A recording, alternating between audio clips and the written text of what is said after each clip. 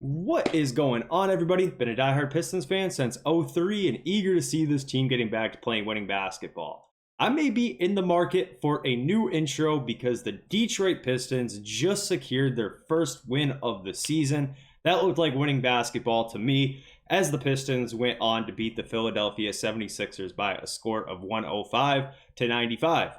In this video, we're going to go through, highlight some of the individual performances that I really liked tonight, and then go over some of the team-wide things that I thought were big and give me some hope for going forward.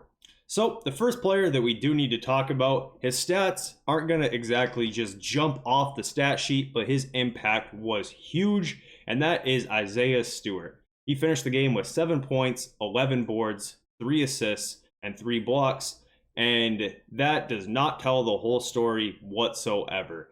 Jalen Duren got himself in some foul trouble early in this game, ended up only playing 11 minutes as he fouled out in that short amount of time. But when Jalen Duren originally got in that foul trouble in the first half, Isaiah Stewart came in and the whole game changed. He had 3 blocks tonight, but it really felt like there was probably 10 plays at the rim where he made a nice contest without fouling, forcing the 76ers into bad missed shots. I really don't know how to explain it unless you watch the game. His impact was just ginormous tonight. He was a team high plus 18. That means that we outscored the Sixers by 18 points while he was on the floor, and he just made a huge difference. His ability to step out on the perimeter and guard their smaller guards like Maxey was super helpful, and I don't know the last time that I saw this good of a game from Isaiah Stewart. Super happy with the way he played tonight, and really don't know how we could have possibly gotten the win tonight without him on the floor, because he was huge defensively, and even offensively he did help quite a bit. He did get a nice and one when we were in the need of a bucket, knocked down all his free throws. Really can't complain on that end of the floor, but defensively the impact was just it's impossible to understate. It was huge. So the second player that I do want to talk about is going to be Jaden Ivey. He finished the game with 23 points, a team high, to go along with 3 boards, 3 assists, 2 steals. He was 9 of 17 from the floor and 3 of 7 from the three-point line. Ivey had a very good game. The 23 points he had were a very loud 23 points. I can almost visually remember every single basket that he had tonight. A nice windmill dunk on a fast break, a tomahawk dunk. The shot looks very good. Just a really solid game for Jaden Ivey, and those 23 points, we needed every single last one of them, and most of them came at moments in the game when we needed them the most. I think that we'll be having serious discussions very soon about Jaden Ivey's jump shot. I have no idea where tonight's 3 of 7 3-point shooting performance puts him on the year, but I know that 3-point percentage is starting to look very good on the season. I know that in previous years he's had a couple hot months where he shot the ball for a short period of time at a high clip, but the way that he's shooting the ball right now looks very real and reliable going forward. So might be having a side video just talking about that sooner than later, because the way that he has been shooting the ball has helped the team so much, and really gives me hope for him and Cade's ability to fit together going forward, because tonight they played off of each other very well. And speaking of Cade, he is going to be the third person that I do want to highlight tonight. He finished the game with 22 points to go along with 5 boards and 7 assists. He was 6 of 15 from the floor, but 4 of 8 from the three-point line. I think at least 3 of those were dribble pull-ups where he was coming off the dribble and knocked down threes. He was plus 12 on the game, which was second to only Stewart, and I felt like it was a solid game for Cade. I know that over the first couple games of the season, Cade himself has talked about trying to clean up the turnovers. He did finish with 5 tonight. One of them was a double dribble call in garbage time. A couple of them were avoidable mistakes, but I would say it was a step in the right direction for Cade and taking care of the ball, and his ability to knock down some of those dribble pull-up threes were crucial in the game tonight. So, as a team, obviously super happy with the win, but I think that they really got it done on the defensive side of the ball. The team defense felt really good.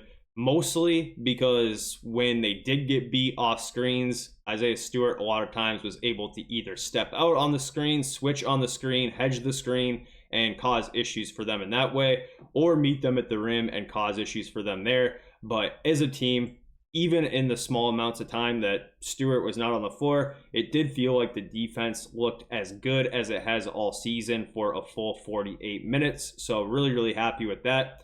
We were able to force some turnovers that led to wide open, easy walk-in dunks on the other end, which is nice because over the first couple games, we were on the other end of that and giving up those types of turnovers where we were on the receiving end of that tonight, which not only led to free buckets, but also some momentum shifting dunks, a windmill from Ivy, another play where that happened. It led to Tobias Harris being wide open underneath the hoop, who ended up getting fouled because they were late to get down and recover and contest.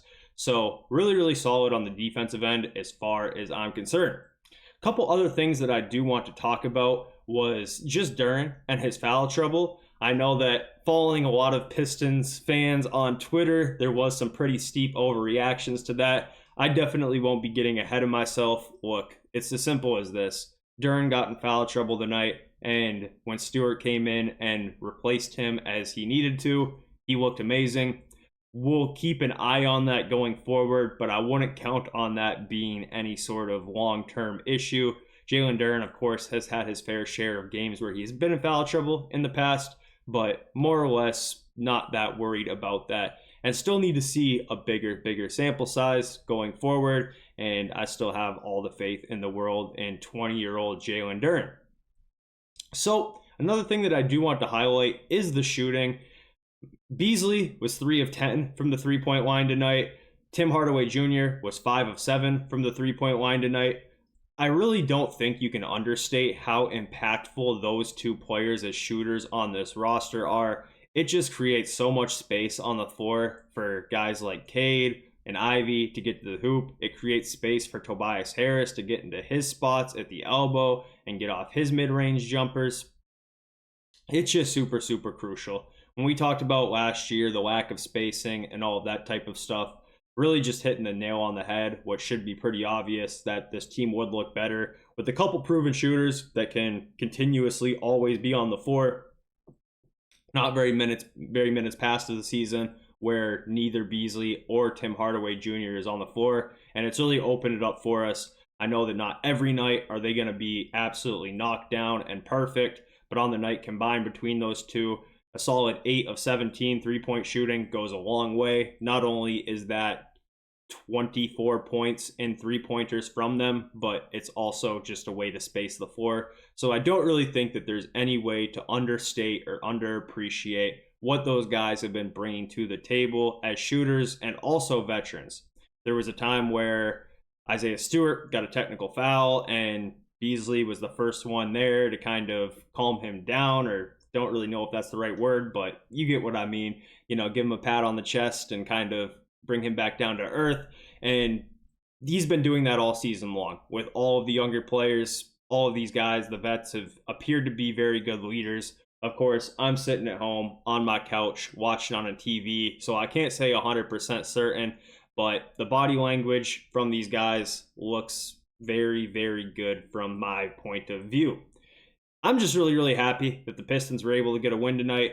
I know that we talked for a long time about how hard these first 6 games would be, and when Paul George and Embiid were both ruled out for tonight, I knew that it was going to be an opportunity to sneak in at least one win in this brutal first 6-game stretch. And I think that the Pistons are super, super fortunate that they were able to do that, because we'll be going up against a very hungry and very talented Knicks team this Friday. And yeah, that's really that. I'm just super, super thankful that the Pistons were able to convert on this game when it was a 10-point game in the fourth quarter. It started to look a little scary for a second, but it all worked out. The Pistons ended up winning by 10. I couldn't be happier. Let me know what you guys think. We'll catch up soon.